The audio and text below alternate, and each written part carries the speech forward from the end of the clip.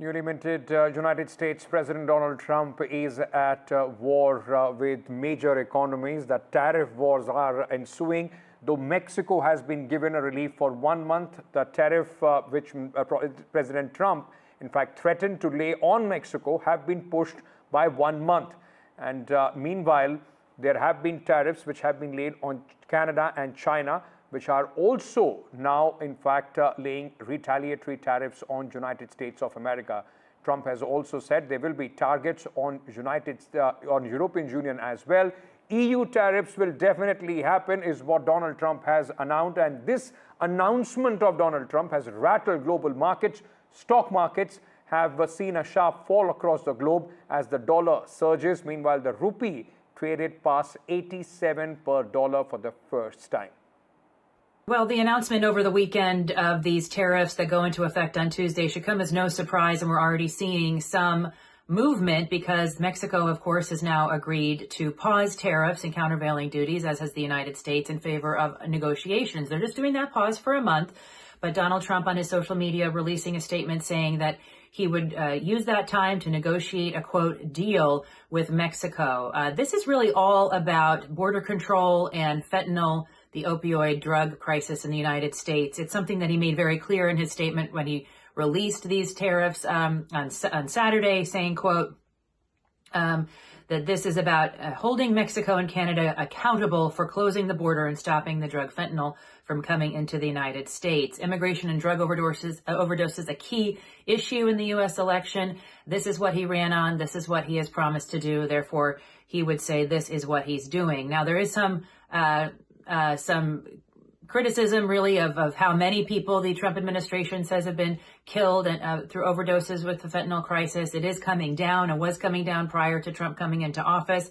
But, you know, his approach is historically to use tariffs as leverage, and that's what we see him doing here. Will it work with Canada? Well, over the weekend, he told reporters, quote, something is going to happen there, and he appears confident that he can get a deal as well. On Monday, around noon, he said he had spoken to Justin Trudeau, the Prime Minister of Canada. He said he would speak to him again at 3 p.m. local time. And so we see really there the beginnings of a conversation between the two countries that could result in a deal as well. Now, will this affect consumers? It's a good question because consumers are already struggling with high egg prices, high gas prices. It's something that led to the election of Donald Trump. Most people voted about the economy. Really, the answer to that is going to depend on how these tariffs are in place. And right now, we already have economists worried about the impact on U.S. growth more long term. And we also have Trump acknowledging, quote, that there will be some short-term pain, but he says that people understand that. He told reporters on Sunday that the U.S. has deficits with almost every country and that, quote, we're going to change it. So he is not budging off his position that tariffs are a useful tool in creating leverage and negotiating better trade terms for the American people. Jessica Stone, VOA News, Washington. As U.S. President Donald Trump's stiff tariffs on Canada and China are set to take effect, residents across the continent are weighing in on Trump's controversial policies. In the U.S., concerns are mounting that these tariffs could drive up prices, hitting everyday consumers and potentially worsening the economic strain many have already experienced. The big thing Trump is talking about is tariffs. That sounds like that's going to be a huge driver of economic policy. I'm not a fan of that. I think ultimately it's going to raise prices to like you and me. Like I don't want to pay more for stuff. We've already come through an inflationary period.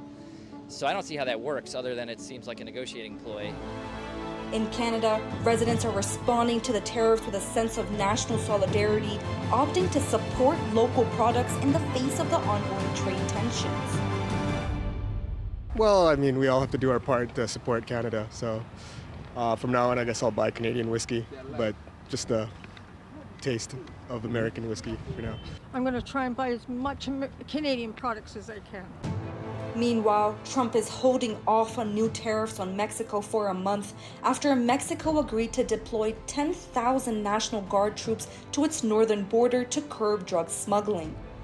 The agreement also includes a U.S. commitment to act to prevent trafficking of high-powered weapons to Mexico. Él hizo varias propuestas y finalmente pues llegamos al acuerdo que está en el acuerdo que se puso de poder poner más guardias nacionales en la frontera norte para proteger la frontera y evitar el tráfico de drogas y en particular el tráfico de fentanilo de México hacia Estados Unidos.